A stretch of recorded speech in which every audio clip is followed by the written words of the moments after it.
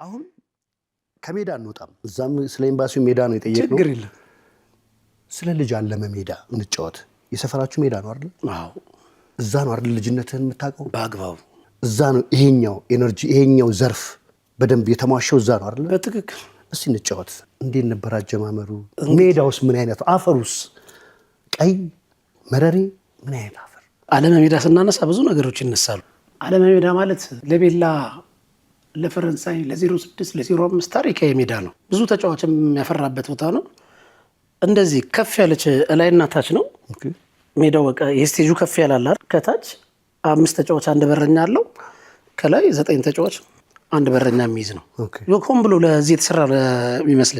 ወደዚህኛው ጎል ስትመጣ ቀይ አፈር ነው። በዚህኛው ዳር ስትመጣ ባህ ነገር ነው። ባህ ድንጋይ የሚፈረፈር በቃ የሚፈረፈር ሾላ አለ። ምንም ያክል ሾላ ነው እንዴ በለው። ጠዋት ትሄዳለህ፣ ኳስን ይዘህ ትውላለህ። ትንሿ ሜዳ ላይ እኛ አልመጥንም አሉ። ከላይ እኛ ስናስጨፍርላቸው እነሱን ስናሞግስ ይኖር ናቸው። እነሱ ላይ ሲጫወቱ እኛ ታችን የሆነች የወተት ላስቲክ ካልሲ ኳስ ምናምን የኤርትራ ልጆች አሉ። እንደውም እንደዚህ ከአስመራ መጥተው ያን ተፈናቅለው የሚሰሯቸው ኳሶች ይገርሙ ነበር። በቃ በክር አድርገው ምናምን የእኛ ቲም ውስጥ አሉ። የሳቅ በሳቅ የሚባል ግሮሰሪ ነበረ።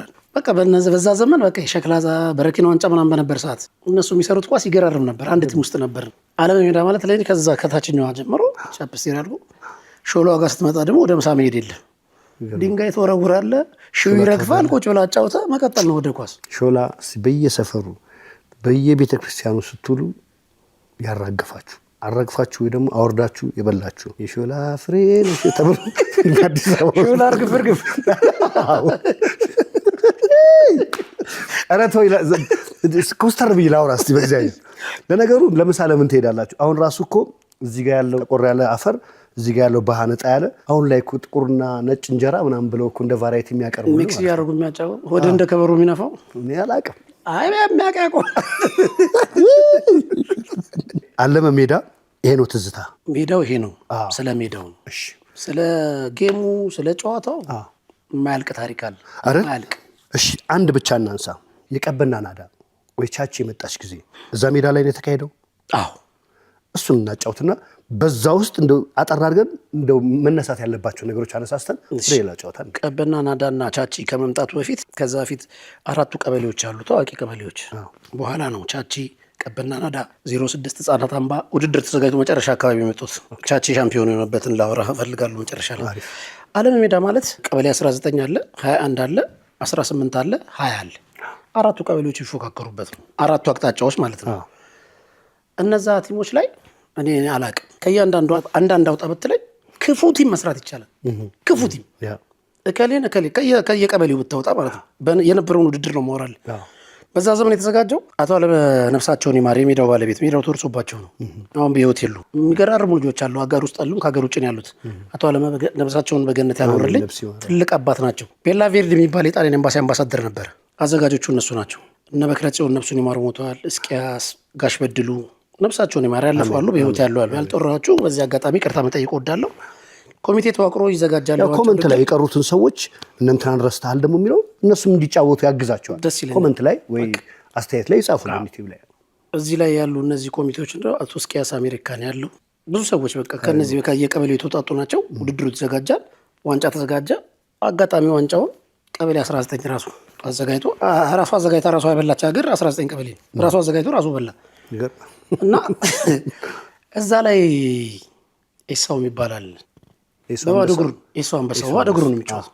ይመቻል። በመድኃኒዓለም በኳስ ታሪክን አይቼ አላቅም። ወደፊትም አላይ ሉጫ አግብተህ መልሰህ ማውጣት በኳስ ዓለም እግዚአብሔር ምስክሬ ነው። እንደ ሪፕሌይ አግብቶ መልሶ ይወስድብሃል። ሪፕሌይ እንደማለት ነው። ገብቷል። በሪሞት ነው የምንችለው እሱ ነው። ኮርና ከጎረቤት ፕሌይስቴሽን በለው ኮርና ጋር በእግሩ በባዶ እግሩ ያገባል። ከሾላው ጋር መጥቶ እንዲገዝግዙ ያገባባል። ኤሳውን የሚያክል አይፈጠርም። አለ በየቀበሌው እኮ 21 አውጣ ብትለኝ እኔ አሁን ለማም ይባላል 20 ቀበሌ መክበባል። እንደዚህ 18 ሀብታሙ ይባላል። ክፉ ክፉ ልጆች አሉ። ሁሉንም መጥራት አይቻልም። ብቻ እንዳለ በጠራቸው ደስ ይላል። በጣም የሚያምር ውድድር ነበር። እዛ ላይ ያው እንግዲህ ዛፍ አለች 18ቶች እንዲህ ነው የሚደረደሩት ገደል ያልኩ ቦታ ላይ ማለት ነው። በዛው ስለሚመቻቸው ለመሄድ 20ዎቹ በዚህ ይሄዳሉ፣ 21 ወደ ላይ ይሄዳል፣ 19 በዚህም በዛም ማለት 20ዎቹ በዛ እታች ይሆናሉ። ጸዳለች ወደ ጣሊያን ኤምባሲ ልትወጣ ስትል ጸዷ ስር ነው የምቀመጠው እኔ። ህዝብ ትጠላለህ። መቀመጫው ራሱ እንደ ስቴዲየም ነው። እንደዚህ ከፍ ያለ ነገር ነው። እንደዚህ እያለ ነው የሚሄደው። መጨረሻዋ ዳገቷ እዛ የዛፏ ስር በቃ ኮከብ አስጨፋሪ በዛ ዘመን እንግዲህ